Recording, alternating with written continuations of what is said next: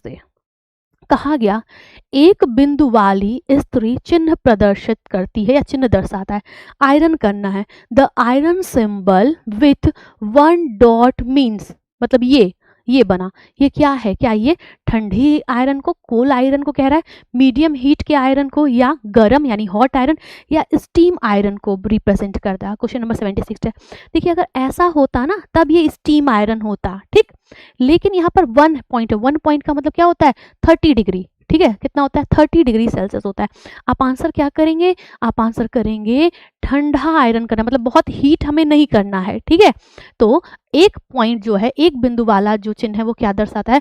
वो ठंडे आयरन को दर्शाता है। क्वेश्चन नंबर 76 का आंसर क्या हो गया? क्वेश्चन नंबर 76 का आंसर हमारा ए हो गया। आगे बढ़िए, next question number 77। Care label पर त्रिकोण का चिन्ह क्या दर्शाता है? बताइए। The triangle symbol on care label indicate, क्या ये बता रहा है? पहला है आपका ब्लीचिंग अलाउ, कि आप इस पर ब्लीच कर सकते हैं, या फिर ये बता रहा है कि आप इस पर आयरन कर सकते हैं, या ये सूखने की विधि या सुखाने की विधि को बता रहा है, या फिर आपका केवल हाथ से धोना हैंड वॉश है। तो आपको ये याद है ना, अगर ऐसा बना हुआ है और इस तरीके से हाथ बना हुआ है तो ये हैंड वॉश है, सुखाने का ऐसा सिंबल होता है ना, हीट का ऐसा सिंबल होता है, और ये किसका है? यह ब्लीचिंग का है। अर्थात 77 का आंसर हमारा ए हो गया कि केवल ये केयर लेबल पर, अच्छा केयर लेबल लगा किसमें है? कपड़े पर लगा है, ठीक है। तो केयर लेबल पर त्रिकोण का जो प्रतीक है वो किसे दर्शाता है? ये दर्शाता है कि इस कपड़े को आप ब्लीच कर सकते हैं, ठीक है। आगे बढ़ते हैं, नेक्स्ट क्वेश्चन, क्वेश्चन नंबर 78 कहा गया हाइड्रो एक्सट्रैक्टर का कार्य होता है, ठीक है। पहला आपके पास है कपड़े सुखाना, कपड़ों से पानी निकालना, दाग हटाना, या कपड़े को प्रेस करना। आप ये बताइए हाइड्रो का मतलब क्या होता है? हमें बहुत अच्छे से पता है, हाइड्रोफोबिया है ना, हाइड्रोफोबिक, हाइड्रोफिलिक। हाइड्रो का मतलब हमें पता है, और हम लोग हाइड्रोफोबिया मतलब पानी से डर, हाइड्रोफिलिक जो पानी को आकर्षित करे, हाइड्रोफोबिया जो पानी से आकर्षित ना हो, है ना। इस तरीके से हमने कई चीजें पढ़ी हैं। तो यहाँ पर है हाइड्रो एक्सट्रैक्टर, एक्सट्रैक्टर मतलब होता है बाहर निकालना, ठीक है। हाइड्रो मतलब पानी, अर्थात कपड़ों से पानी निकालना ही क्या है? हाइड्रो एक्सट्रैक्टर कहलाता है। क्वेश्चन नंबर 78 का आंसर क्या हो गया? आपका बी हो गया। 79 देखिए, कहा गया कठोर मांस पकाने के लिए कौन सी विधि सबसे उपयुक्त है? बाकी हम लोगों ने एक क्वेश्चन PYQ का देखा हुआ है कि जब हम मीट को कुक करते हैं या कुक कर रहे हैं तो सिंपल सी बात है, हीट आएगा ही आएगा, है ना। कुकिंग करनी है तो हीट चाहिए ही चाहिए। तो हीट करें तो उसका रंग कैसा बदलता है? और जल्दी से बिना ऑप्शन के आप आंसर बता दीजिए, क्या रंग में परिवर्तन आता है जब आप मीट को कुक करते हैं, ठीक है। खैर यहाँ पूछा गया कठोर मांस पकाने के लिए कौन सी विधि सबसे उपयुक्त है? पहला ऑप्शन है उबालना, दूसरा स्टूइंग धीमी आंच पर पकाना, या रोस्ट करना यानी भुनना, या बेक कर देना।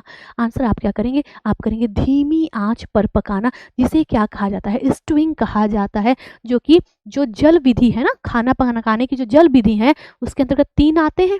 एक आप उसको उबाल दीजिए यानी बॉइलिंग, दूसरा आप उसको फदका दीजिए यानी कि सीमरिंग, और एक होता है धीमी आंच पर पकाना, जिसको हम स्टूइंग के नाम से क्या करते हैं? जानते हैं। तो जो आपका कठोर मांस है, ठीक है, जो आपका टफ मीट है, उसको हम क्या करते हैं? धीमी आंच पर कुक करते हैं, और धीमी आंच को पर कुक करना क्या कहलाता है? आपका स्टूइंग कहलाता है। बाकी मैंने अभी अभी आपसे एक क्वेश्चन पूछा था, मैंने क्वेश्चन आपसे ये पूछा कि जब हम मीट को गर्म करते हैं तो उसके कलर में क्या चेंज होता है? तो मीट का कलर तो मायोग्लोबिन की वजह से होता है रेड, लेकिन जब उसको हीट उस पर जाता है और वो रिएक्ट करता है, अभिक्रिया करता है, तो किस में बदल जाता है? वो ब्राउन कलर यानी भूरे कलर में बदल जाता है। यानी कि जो कलर का परिवर्तन हो रहा है, जो कलर चेंज हो रहा है, वो रेड टू ब्राउन होता है। क्वेश्चन नंबर 79 का आंसर आपके पास क्या हो गया? बी हो गया, ठीक है। आगे बढ़ते हैं, नेक्स्ट क्वेश्चन, बहुत बढ़िया जी, बहुत बढ़िया। क्वेश्चन नंबर 80 कहा गया सॉटे करना, सॉटे जो चाइनीज लोग जो कर रहे हैं, जो चाइनीज फूड में होता है, हल्का सा तेल डाला, हाई फ्लेम पर गरम किया, है ना, और तेजी से सब्जियों को पका रहे हैं टॉस के साथ, उसी को सॉटे करना कहते हैं। तो कहा गया कि सॉटे करने के लिए क्या आवश्यक है? पहला अधिक तेल, दूसरा थोड़ा तेल और तेज आंच, पानी और भाप या ढका हुआ कोई बर्तन। आप आंसर क्या करेंगे? आप आंसर कर देंगे कि सौटे करने के लिए क्या आवश्यक है, तो थोड़ा सा तेल, हमें बहुत ज़्यादा तेल नहीं चाहिए होता है, small amount of oil and high flame, high heat चाहिए होता है। आंसर आपका क्या हो गया? बी हो गया। ठीक, आगे बढ़िए। नेक्स्ट क्वेश्चन 81, ब्रेजिंग में क्या शामिल है? और हम लोगों ने ये पढ़ा है ब्रेजिंग क्या है, एक ऐसा कुकिंग मेथड है जिसमें दो कुकिंग मेथड यूज किए जाते हैं ना, इसीलिए तो इसको कॉम्बिनेशन या कंबाइन कुकिंग मेथड कहा जाता है। इसमें दो कुकिंग मेथड यूज होते हैं। तो कहा गया ब्रेजिंग में क्या शामिल है? पहला, अधिक पानी में उबालना, तो वो तो बॉइलिंग हो गई। दूसरा, भाप में पकाना, तो वो तो स्टीमिंग हो गया, जो कि सबसे बढ़िया पाक विधि होती है। तीसरा है तलना और फिर धीमी आंच पे पकाना, यानी कि फ्राइंग एंड सीमरिंग। देन आपका है बेक करना और ग्रिल करना। आंसर क्या होगा? ब्रेजिंग में हमारा, आपसे क्वेश्चन पूछा गया ब्रेजिंग किस में शामिल है, आप लोगों ने आंसर किया हुआ है अकॉर्डिंग टू ऑप्शन रोस्टिंग और स्टूइंग, है ना। स्टूइंग वही जो अभी हम लोग पानी वाला देख रहे थे, है ना, धीमी आंच पे पकाना, उसी को स्टूइंग कह रहे थे, और एक हो गया रोस्टिंग। तो यहाँ पर देखिए ऑप्शन हमारे पास दो ही है ही, एक हमारा तलना है और दूसरा धीमी आंच पर पकाना, यानी कि फ्राइंग एंड देन सीमरिंग। ठीक है, ओके। अच्छा, यहाँ सीमरिंग लिखा हुआ है, लेकिन अब चूंकि ऑप्शन ऐसा है तो हम लोग आंसर करें। अगर स्ट्विंग मिलता तो हम लोग सीमरिंग को कभी आंसर नहीं करते, हम लोग स्ट्विंग को ही आंसर करते। ठीक है, क्वेश्चन नंबर 81 का आंसर क्या हो गया? आपका सी हो गया। ठीक, आगे चलते हैं। नेक्स्ट क्वेश्चन कहा जा रहा है बेकिंग किस विधि का उदाहरण है? ठीक है, पहला है ड्राई हीट कुक, ठीक, बेक करना, जैसे आप अपना ये केक बेक कर रहे हैं, बिस्किट बेक कर रहे हैं, है ना, ब्रेड बेक कर रहे हैं, ये बेक वाला है। ठीक, तो कहाँ ये जा रहा है बेकिंग किस विधि का उदाहरण है? पहला है सूखी उष्म विधि, यानी कि dry heat cooking method. Moist heat, यानी जैसे आपका उबालना हो गया, सीमरिंग, स्ट्रिंग, ये, या फिर कॉम्बिनेशन, तो अभी आपने देखा था कॉम्बिनेशन की बात की तो ब्रेजिंग, या फिर आपका विकिरण के थ्रू पकाना है। क्वेश्चन नंबर 82 आंसर करना है। आप बताएंगे ये क्या है? बेक करना आपका 82 के लिए क्या आंसर हो जाएगा? ए हो जाएगा, अर्थात ये ड्राई हीट कुकिंग मेथड होता है। आंसर हमारा ए हो गया। 83 देखिए, उबालने की तुलना में भाप बेहतर होता है, और हम लोगों को ये पता भी है कि भाप से स्टीम से जो हम खाना बनाते हैं उसमें पोषक तत्वों का हास सबसे कम होता है ना, उसमें सबसे कम मात्रा में पोषक तत्व नष्ट होते हैं। तो कहा गया कि उबालने की तुलना में भाप से पकाना बेहतर है, क्योंकि कम पानी का इसमें उपयोग होता है, पकाने की गति तेज होती है, पोषक तत्व नष्ट नहीं होते, या फिर उपरोक्त सभी। क्वेश्चन नंबर 83 है, आंसर करना है। आप देखिए, जब आप भाप में पका रहे हैं तो पानी भी कम लगता है ना। दूसरा, पकने की गति भी तेज होती है, और और जो न्यूट्रिएंट होते हैं वो भी कम नुकसान होते हैं। आंसर हमारा क्या हो जाएगा? डी हो जाएगा। क्वेश्चन नंबर 83 आंसर क्या हो गया? डी हो गया, क्योंकि भाई उबाल रहे हैं तो पानी ज़्यादा पड़ रहा है, लेकिन अगर हम भाप में पका रहे हैं ढक करके तो वो कई बार आप पकाएंगे ना उसी पानी में। मेरी बात समझ रहे हैं? उबालने के टाइम में जो आपने एक बार पानी डाला, ठीक है, निकाल दिया, लेकिन जब आप स्टीम कर रहे हैं तो वो पानी आपका कम यूज हो रहा है। ठीक, और पकाने की गति भी तेज है और पोषक तत्व नष्ट नहीं होते, ये तो अंडरस्टूड, आप सभी जान ही रहे थे। आंसर हमारा क्या हो गया? डी हो गया। ठीक, आगे चलते हैं। नेक्स्ट क्वेश्चन कहा ये जा रहा है, question number 84, eco mark label किसे दिया था? इको मतलब क्या होता है? इको, इन्वायरमेंट, पर्यावरण। ठीक है, तो इको मार्क लेबल किसे दिया जाता है? ठीक, पहला ऊर्जा कुशल वस्तुओं पर, दूसरा पर्यावरण अनुकूल वस्तुएं, तीसरा निर्यात वस्तुएं, या फिर कृषि उत्पाद पर दिया जाता है। बताइए, इको मार्क उन पर दिया जाता है, in fact eco building, eco textile, ये सब चल रहा है, पर्यावरण हमारा सुरक्षित रहे, अर्थात पर्यावरण अनुकूल वस्तुओं पर हम क्या करते हैं? इको मार्क लेबल देते हैं।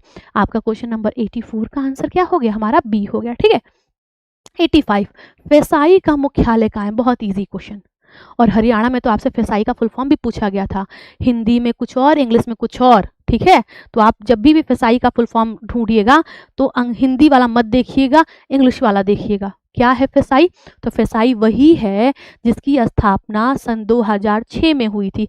किस एक्ट के तहत हुई थी? तो एक एक्ट है जिसको कहा जाता है फूड सेफ्टी स्टैंडर्ड एक्ट, ठीक है। इसी एक्ट के तहत, और ये एक्ट भी 2006 का है, ये एक्ट भी 2006 का है, और इसी एक्ट के तहत फेसाई की स्थापना भी हुई थी। और फेसाई का फुल फॉर्म क्या है? Food safety standard authority of India. ये राष्ट्रीय स्तर के मानकों को बनाता है और इसका मुख्यालय नई दिल्ली में। हालांकि प्रॉपर तरीके से ये कब काम करना शुरू किया था? 2011 से काम करना ये आपका शुरू किया। मानक निर्धारित करने का काम फेसाई का ही है, ठीक है। क्वेश्चन नंबर 85 का आंसर क्या हो गया?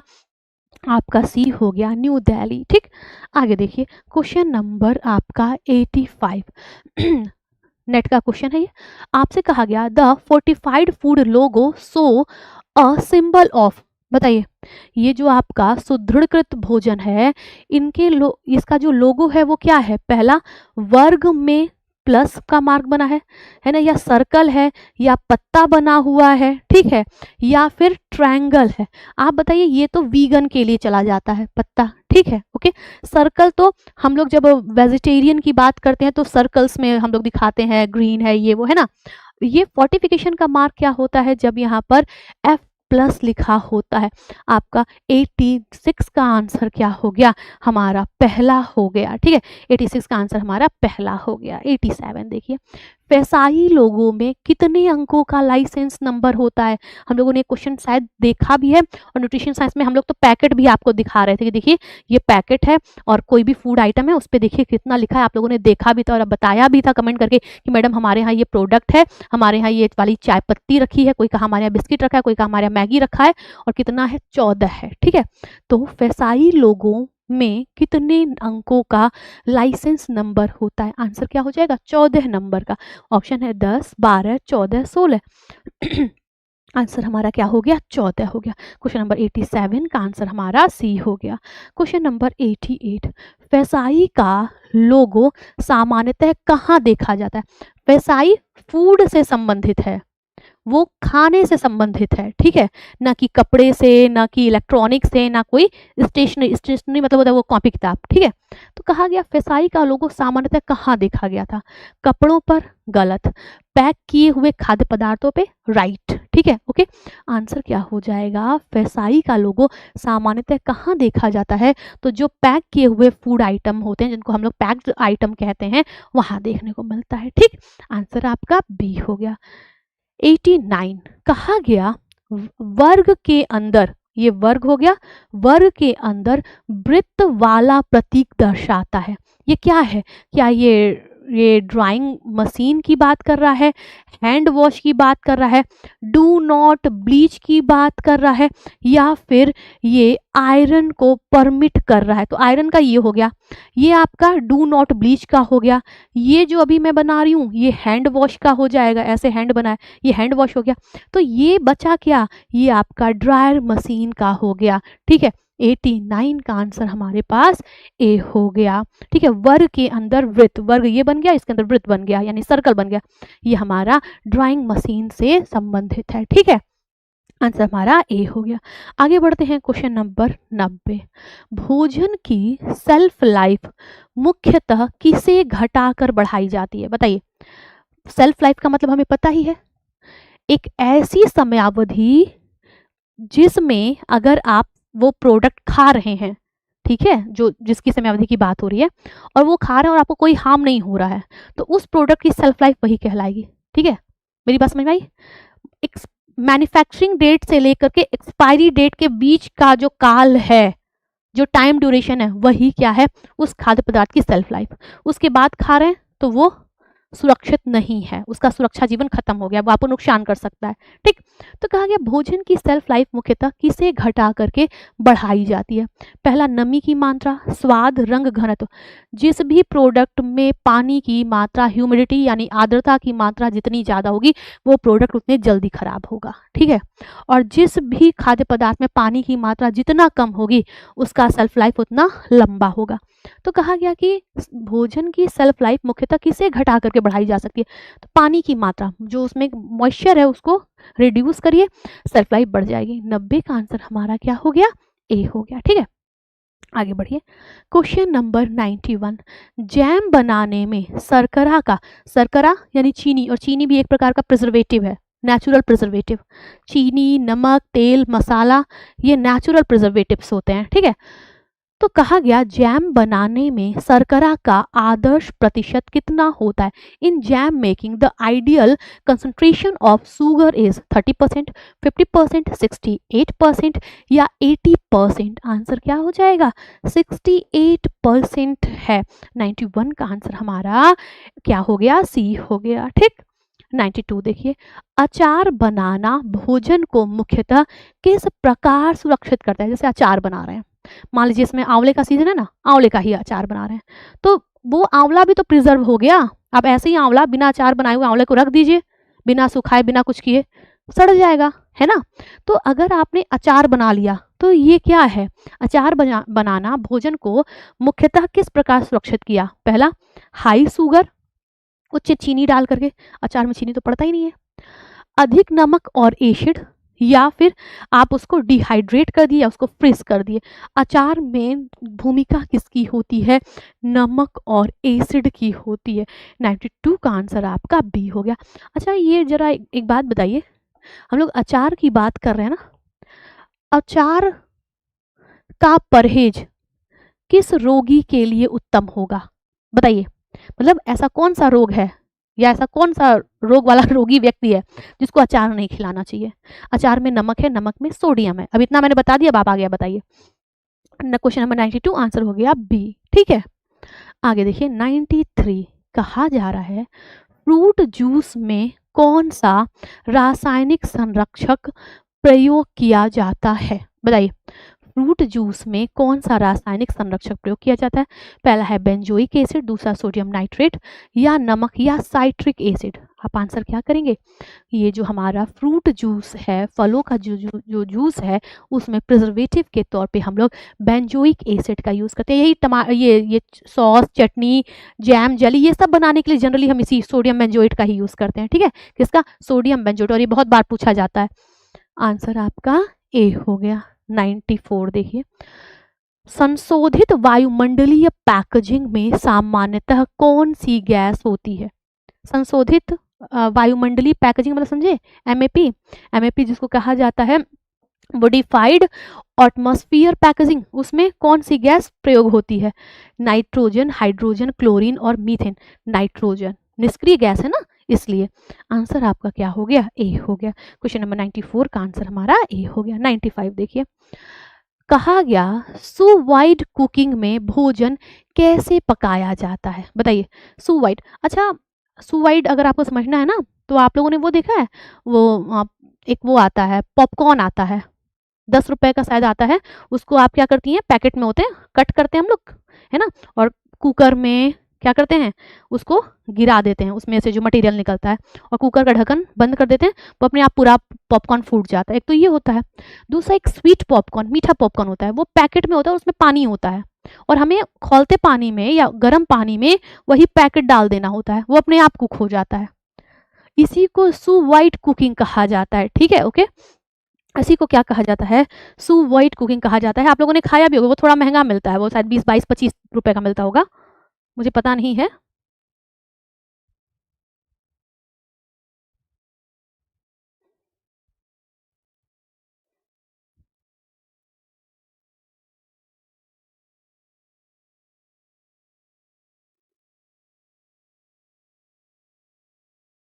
देखिए इस टाइप के पैकेट में होता है, देख रहे हैं, ये इस टाइप का, ये ऐसा दिख रहा है, दिख रहा है, ये वाला, ठीक है, ओके। इस तरीके के रैपर में वो पैक होता है, इस टाइप के, अंदर डाल दिए हो जाएगा, ठीक है।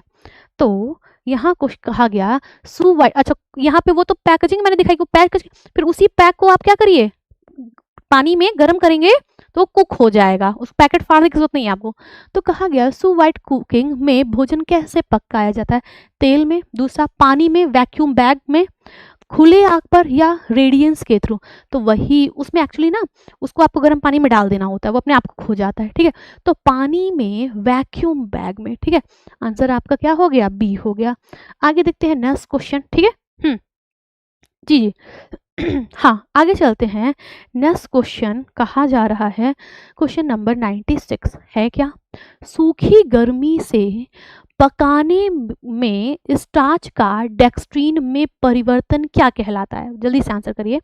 कहा आपसे ये जा रहा है कि the change of starch into dextrin during dry heat cooking is called, क्या इसको जिलेटिनाइजेशन कहेंगे? तो आप बोलिए कि नहीं, वो जिलेटिनाइजेशन नहीं है, ये ड्राई हीट की बात हो रही है और उसको डेक्सट्रिनाइजेशन कहा जाता है। ये तो पानी वाला है ना, ये तो पानी चाहिए इसके लिए, लेकिन ये जो ड्राई हीट की बात हो रही है उसको क्या कहा जाता है? उसको डेक्सट्रिनाइजेशन कहा जाता है। क्वेश्चन नंबर 96 का आंसर क्या हो गया?